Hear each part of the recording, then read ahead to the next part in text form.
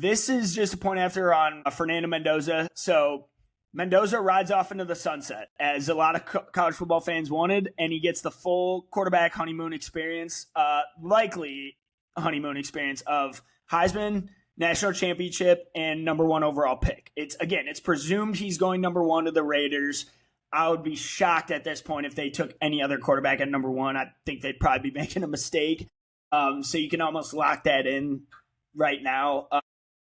But yeah, no, this was an all-time run for Mendoza. Something that the last quarterback to do this was Joe Burrow.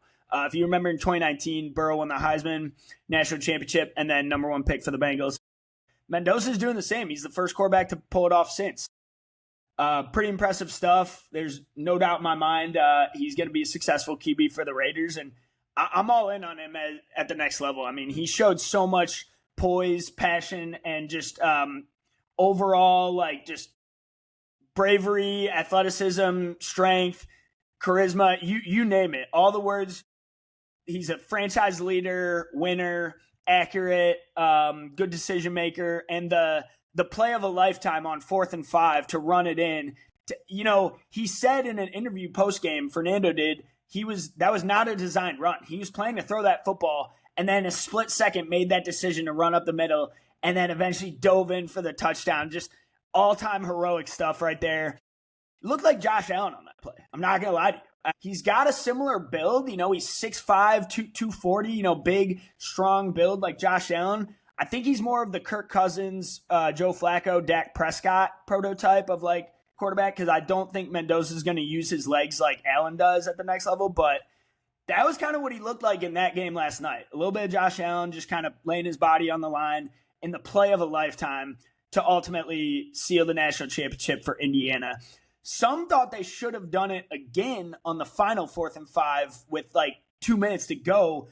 I thought they made the right decision personally, because I do think going up 6 versus 3 was key, because Miami had Carter Davis kind of struggled in the playoffs, but he has a long leg and he can kick long field goals and make them. So I do think that was smart to go up 6 and, really require them to get a touchdown, because it's going to be so much harder to score a touchdown than a field goal. Obviously, Miami's kicker missed one prior in the game, a 50-yarder that I did not think they should have attempted on that 4th and 2 before halftime.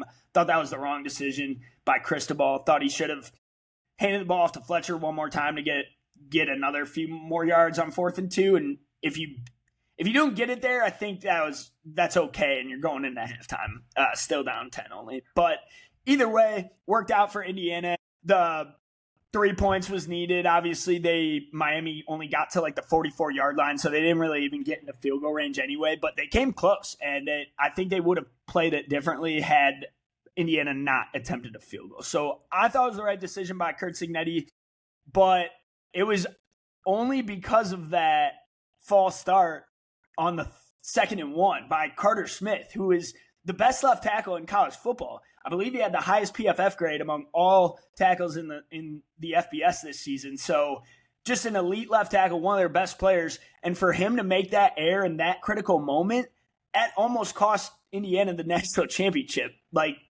full stop. So for him to flinch and get the false start and back him up to 2nd and 6 when they could have put the game away after getting that one more first down, that was huge. That was massive.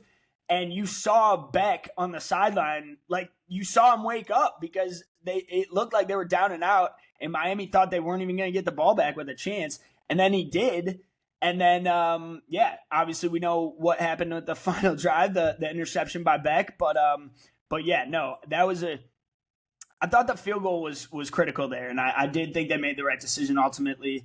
Thought Mendoza obviously did not play his best game, but still was good enough and made the right decisions. Didn't turn the ball over at all.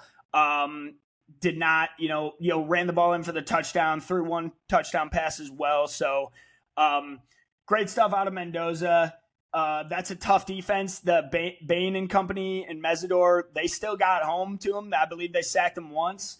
And they competed, all season long. We talked about Miami's pass rush and their line of scrimmage, and they were not outmatched in this game at all. So they showed up to play, and they were right there in a battle with a chance to win the game on the final drive. So,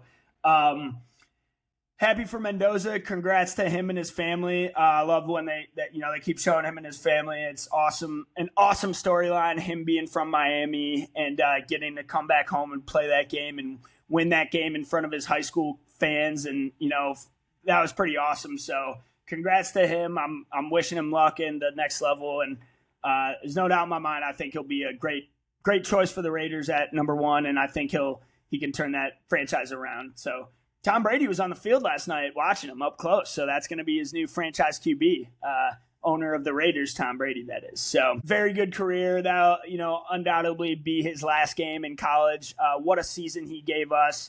The ultimate leader, the ultimate competitor, the ultimate winner.